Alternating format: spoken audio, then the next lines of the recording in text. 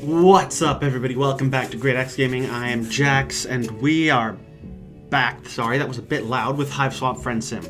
In our last friendship adventure, we were making friends through corporate espionage. Corporate's not the right espionage. We were spying on people.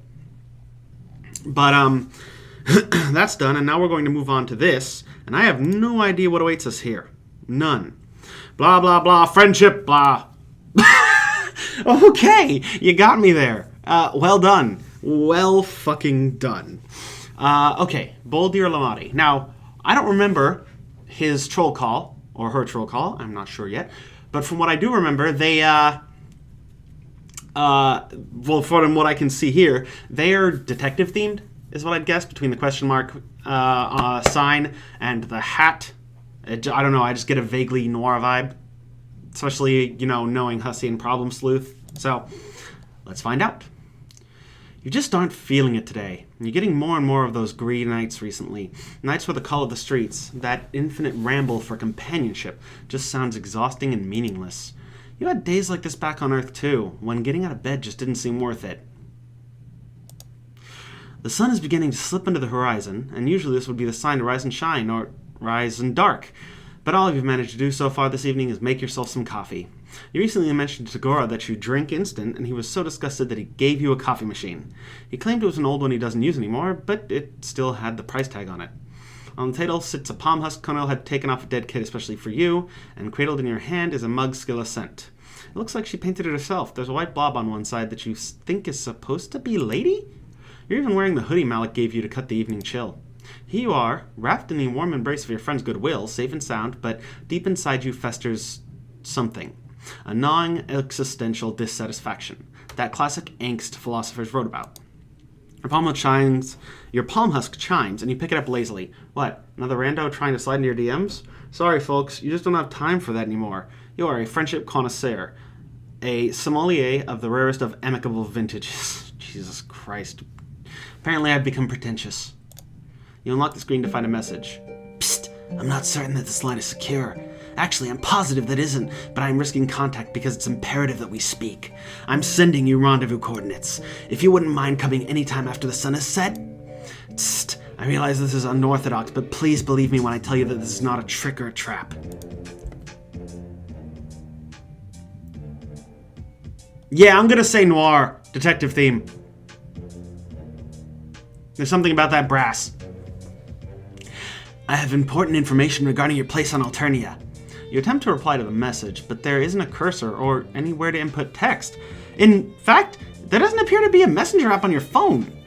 Open on your phone. It's just a random text box floating in the void.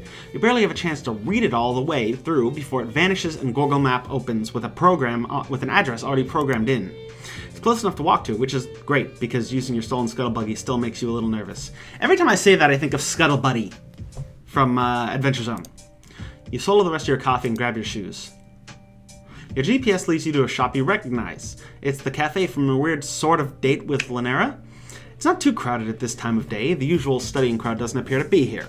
A couple of trolls are sitting around sharing pots of tea. Nope! Gotta go. Fool! Fucking idiot! I explicitly stated I wanted Essence of Dayglow, not whatever this garbage is. Oh, you know this person. It really has been a minute, hasn't it? Ardata stands in front of the counter, shouting at the cash register. Whatever automated system runs this shop has apparently gotten her order wrong. What are you looking at, This is absolutely none of your... Oh, it's you. Ardata swiftly covers her surprise, examining a sharp, perfectly shaped nail. That's not the right voice. I don't know why I'm doing that voice. She was more... condescending high society. You look... different? Better? Let's not exaggerate. Nope. Fuck, I'll get there. I simply mean you look less like toxic waste and more like run-of-the-grain grinder garbage. Ah, grain grinder, mill. You tell Ardata that it's good to see her too.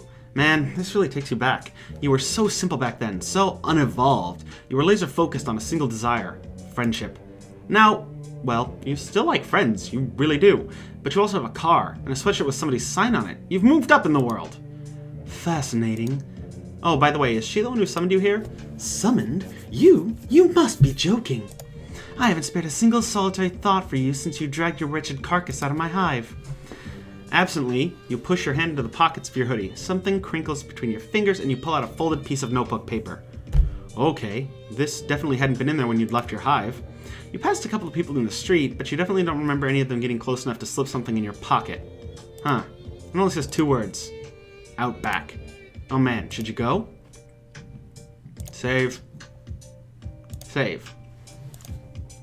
Okay, we're gonna go with backyards are as bad as basements. No way. Okay, listen, you've done some pretty dumb stuff since you crash landed here. For instance, following the woman standing in front of you into her basement. But not this time. Nice try, catfisher. Important correspondence? Nah, you crumple the page up in your hand. Nothing that can't wait. Good. Impeccable timing. Just what I was hoping you would say. Of course. See? See?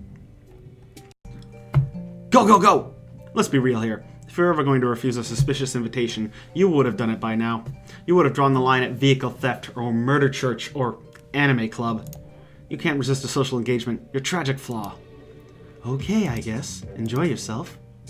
You head back through a beaded curtain, half expecting an alarm to ring. How do they keep people from just robbing stores here? Are there, like, lasers and shit? You emerge into a tiny little back garden. None of the plants here are ones you recognize from Earth, but it's still nice. You cross the bridge over a slow-flowing stream and find yourself looking down at a path that blooms into a tight, dizzying spiral.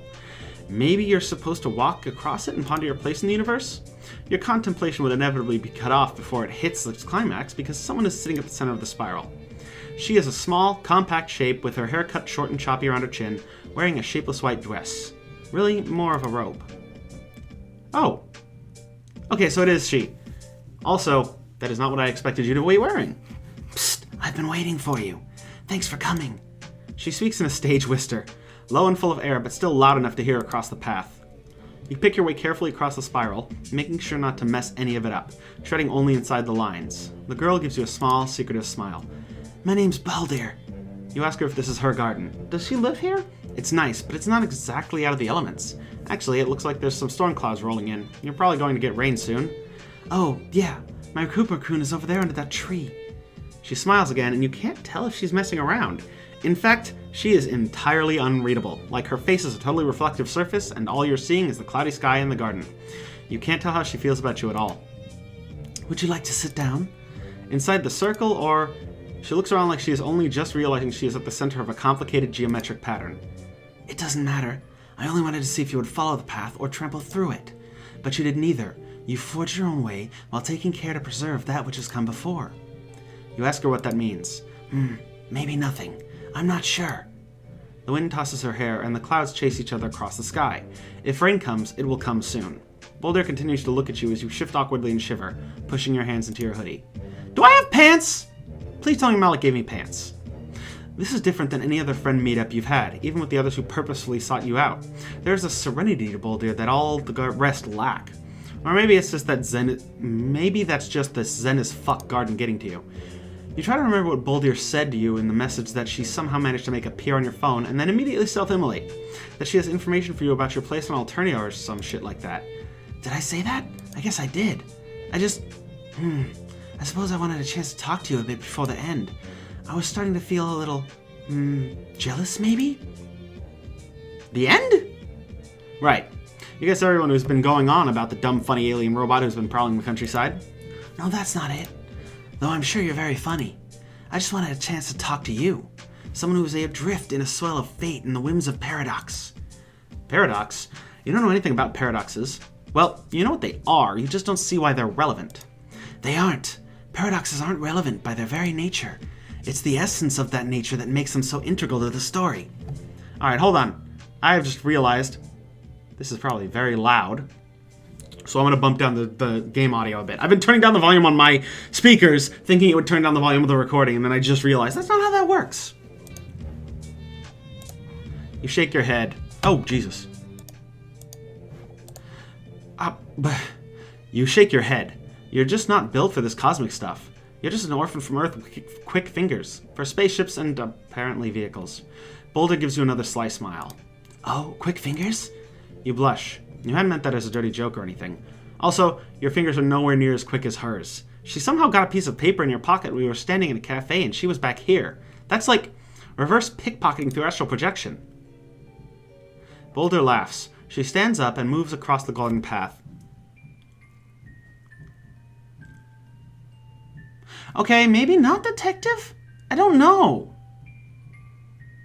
She stands up and moves across the garden path, following the spiral so swiftly and efficiently that she might as well be floating. She drifts over to one of the trees, pulling a coat down from where it's slung over a branch. It covers her from chin to ankles, coming together to form an olive green symbol on her chest that looks like a question mark without the dot. A broad-brimmed hat finishes the ensemble.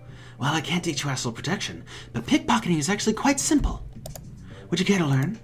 Ideally, we need a third person to act as a mark, but I think we can make it work. More crime, huh?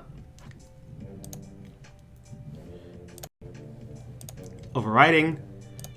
No more overriding. Close menu. No more crime, please. You've already got a hell of a rap sheet. Maybe it would be best not to add any new skills that could lead you into temptation. Fair enough. Would you care to go for a stroll? It's a nice night. It's a windy, unsettled night, and it looks like rain. You suppose that's nice, depending on your definition?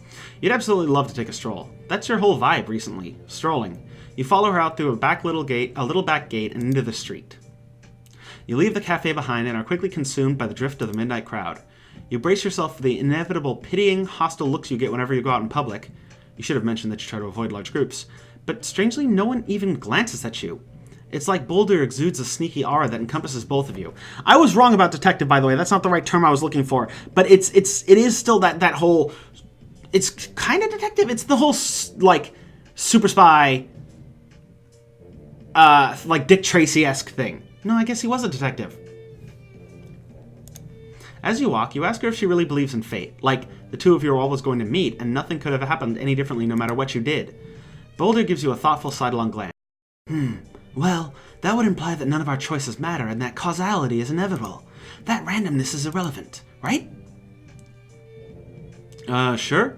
You scamper to keep up with her, both physically and mentally. For someone who has to take a stroll, she sure is booking it down the street. But that disregards our choices. Fate dictates that all possibilities are, by their very nature, necessities. Or rather, the choice you make was the only one you ever could make. I doubt the universe is that simple. Doesn't sound simple to you, but you hum and nod sagely because you want Boulder to think you're deep. Actually, I kind of follow that. It's a subject that I continually come back to when I get, like, start thinking in circles, which is something I do a lot. Fate's a tricky thing. Instead of asking yourself whether you were meant to meet me and meant to be here, it makes more sense to wonder what the forces are that have conspired to bring it into being. Well, that would be exhaustion and ineptitude. You don't exactly remember what happened, but you're sure it involved something stupid like falling asleep at the wheel and drifting off into another solar system. It had been a rough 48 hours, you know? A lot of escaping and running and punching and stealing of high-powered vehicles. Yes, of course. I understand. All in a day's work. She stops you at most intersections so she can take surreptitious glances around the corner before gesturing you forward. Every so often she will turn the two of you around a double back. You aren't exactly sure why. Maybe she thinks you're being followed, but who would follow you from a cafe? All sorts, but don't worry. I know how to shake off a tail. You cross one of the main thoroughfares and a big black bird swoops at your heads. You yelp and duck. When you look around the bird, you see that the bird has landed on Boulder's arm and that she's stroking his back. You brace yourself for it to start talking or some shit like that, because that's just what your life is like now, but it just sticks its leg out for Boulder to remove a scrap of paper. You wait patiently for her to read the message before scribbling it, read the message and then scribble something on the back, before attaching it to the crow and throwing it back into the air. Man, that's some Harry Potter-ass shit. One of my informants wants to rendezvous in meat space. Unusual, but it has been an unusual day. Unusual couple of months, honestly. Yes, of course. You've had it much harder than I have. What was I thinking? Well, you weren't trying to get into a contest of whose life sucks more, but yeah, it's been rough. You can appreciate that she can see that. Of all the planets to be forced to, Alternia is, well, not ideal. Not the worst, but you still have my sympathies. Is there anything at all you like about it? What, about Alternia? Well, you're kind of digging this whole night as day thing. You're from a diurnal species, but you've always been a bit of a night owl. Also, not to brag, but you've made some seriously cool friends. Yes, I've been following your exploits. Your friendship acquisition procedures are really quite impressive. Aw, now you're blushing. You asked Boulder how she knows that much about your exploits, because it's only pretty recently that you've had any sort of social media presence. You suppose she could have a Gorgle alert like Malik did, but quick, around here. Boulder leads you to a deserted lot between two buildings. There's nothing here except some broken bottles and a pile of rubber tires. She leaves you behind the tire pile to keep watch, although she is probably just doing it to get you out of the way, which, fair. Then she heads out in the center of the lot, presumably to wait for her contact. You sit here, twiddling your thumbs, trying to suppress your desire to pull out your phone. That doesn't seem very covert ops. You're just starting to get really antsy, jittering your leg and cracking your knuckles and digging a little hole in the dirt with a stick, when you hear something strange beneath the wind, a swish followed by thunk. Boulder jerks and clutches her neck. You writhe up from your rubber tires flying. You look wildly around at the surrounding buildings, trying to figure out where the projectile came from. You don't see anything, not even a lone gunman. You run for your new friend, not spending a moment thought for your safety. The clouds move overhead like someone has put them on fast forward, the wind rattling the trash on the pavement. By the time you reach Boulder, she has begun to twitch in hard spasms. One look at the blotchy stains spreading across her neck, and there's no doubt. You both say it at the same time. Poison. You fall to your knees beside her. Oh god, what are you supposed to do? You don't know anything about poison or first aid or anything useful. God, why are you such a fucking waste of space? You could have been getting some life skills instead of just looking around like a complete idiot. Stop. Don't. There isn't much time. This stuff acts fast. Boulder takes hard, gasping breaths between each word. Her eyes are going cloudy. She makes a desperate grab for your hands. Listen. For the first time, her voice rises above a whisper. Her grip is surprisingly strong. You tell her to save her strength, but she shakes her head so hard her hat falls off. I'm not important. You tell her stop being dramatic. Of course she's important. I'm not being dramatic. Well, maybe a little because I'm dying, but still, remember what I said about fate. Fuck fate. You don't want anything to do with it if this is the kind of shit that's going to pull on you. So many of your friends have died because of you, because of your incredible inability to... The world twists and stutters. Your guts are a record, and that record keeps skipping. Oh, no. For a moment, you're sure that whoever that poison-shooting bastard is has shot you too, but then your vision clears and you feel the rain on the back of your neck, the world rolling back to you in waves of color and sound. The dark sky splits open on a fault line of lightning. Boulder's hand goes limp in your own. With shaking fingers, you reach out to touch her motionless cheek. Fuck. Fuck! Not again. Why? An uncontrollable wave of despair washes over you as you look down on the girl you barely know. Where are all these feelings coming from? There's honestly too many of them. Why are they... Wait. Again? Must I do everything myself?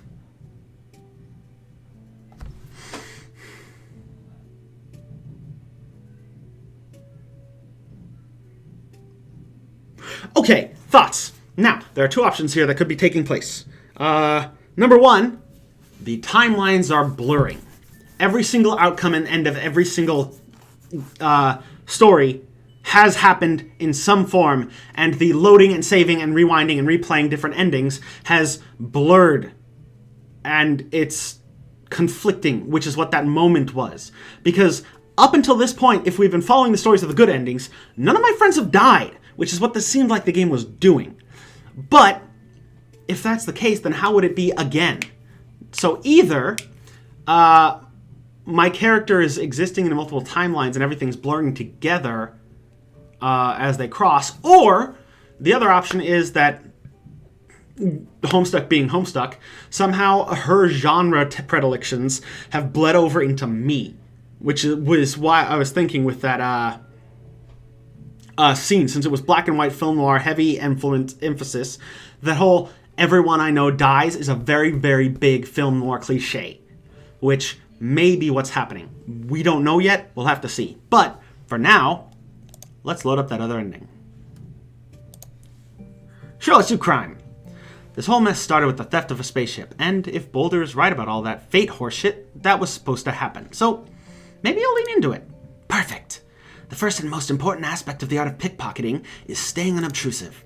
You think about mentioning that walking around in a great big coat and floppy hat is not the most unobtrusive thing you've ever seen, but you aren't the expert here. Also, you're an alien, so you don't really have room to talk. Maybe you should get a big coat like that yourself. You just love ripping looks off all your friends. Boulder takes you through the basics of criminal sleight of hand, and on the whole, you aren't too bad. In fact, you might have a future in it if you weren't already on the career path of professional friendshipper. You don't know what this has to do with her learning about you, or teaching you your place on Alternia, but it's fun, and Boulder's a good teacher. If there's one thing this journey has taught you, it's that when something isn't actively painful or destructive, just write it out. You don't think you'll be going around pickpocketing many trolls, enough of them already want to kill you, but it's good to have this skill on reserve if you ever need cash fast, like hitting up any of your rich friends.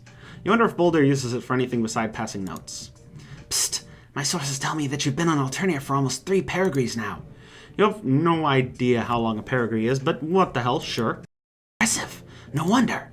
She trails off thoughtfully and shakes her head. You wish she would say something with substance to it instead of just vague nonsense, but at least she isn't threatening you with violence or trying to stick wires into you, so you're counting this interaction successful so far. Also, you feel weirdly chilled out with Boulder. Sure, you want to be friends, but there's none of that stomach-churning, spine-bending desperation to make sure she likes you, at whatever the cost. You feel more awake than you have in weeks. Man, you've got to learn pickpocket in a garden behind a cafe more often if this is what it does to your stress levels. Want to get something to eat? Or maybe just coffee, because that's what they serve here. Sure, you could use another caffeinated beverage on top of the other caffeinated beverage you've had earlier. Why not? You'll sleep when you're dead. If only.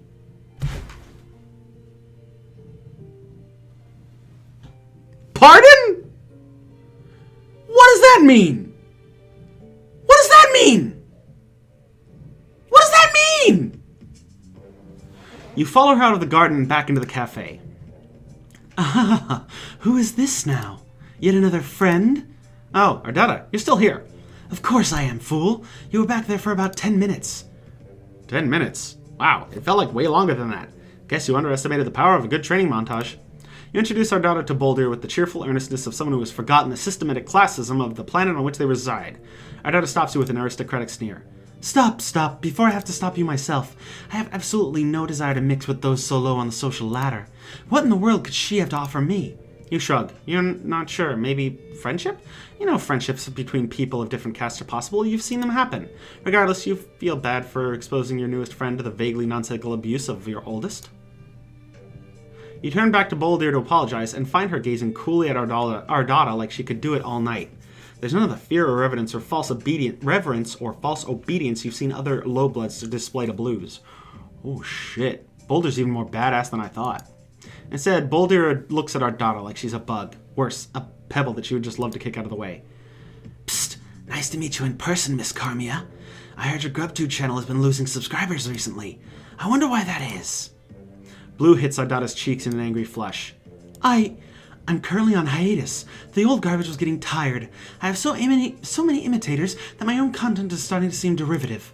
She gives one of her maniacal laughs, but it's a little less robust than usual. Man, the wild tundra of internet fame really is a stark and arid battleground. That's why I don't care. I mean, it's cool to get viewers, don't get me wrong, but I know I'm never going to get high up on the ladder, so I just do it for fun. Especially because I have a full-time job. In fact, I have a new feature in the works as we speak. She holds up a little vial she'd been haggling with the cash register over later. Poison! I think the best and most expedient process would be to dose my featured guest's food and then hide the antidote somewhere in my hive. Unless you have another idea? She smiles, sly and mean. Boulder smiles back, just as vicious. Great. Have fun with that. While Boulder talks, her eyes start flicking from you to Ardata and then down. Again and again. You, Ardata, and down. It takes a couple of go-rounds before you realize what she is telling you. She keeps looking down to your hands, which are stuck in your hoodie pocket, exactly where you found the note Boulder slipped to you. Ardata is carrying a bag that looks expensive and extremely goth, and you can see where the vial of poison is sticking out. Oh man, you know what you have to do. When a group comes into the shop and pushes past the three of you, you move in on Ardata and slip a hand into her bag, palming the cold, smooth vial. She gives you a weird look, like, why are you suddenly all up on me, peon? But she doesn't notice the theft. I suppose I'll be going now, and if I were you, I'd be more mindful of who I choose to associate myself with in the future. You say bye to her, feeling the tiniest bit guilty, but she's planning to use this poison to do murder theater in her prison basement, so you don't feel that bad. Is she, though? Or is she planning to use this poison to shoot somebody? Take care now. Ardata leaves and Boulder takes an inquisitive step closer. Psst, show me. You open your hand to display the spoils, flushed with criminal euphoria. Oh hell no. You grabbed the wrong fucking vial. This one is blue, not red. You grabbed the antidote, not the poison. God, you honestly thought you were moving past these kind of cock-ups. Oh, damn. Well, at least you have the antidote now. You never know when one of those might come in handy. She sways forward and clutches at her neck. For one confused second, you think she's doing an impression of someone who might need an antidote. Then she falls to her knees. You dart forward and catch her before she can totally eat it. She's heavier than she looks, compact muscle and a coat full of an ungodly number of weapons. She's like 4 guns in here, what the hell? Your arms are full, so you can only watch hapless as a troll in a hood that covers their face and their horns books it out the door. You shout that some fucker just stabbed your friend, but nobody here is looking at you.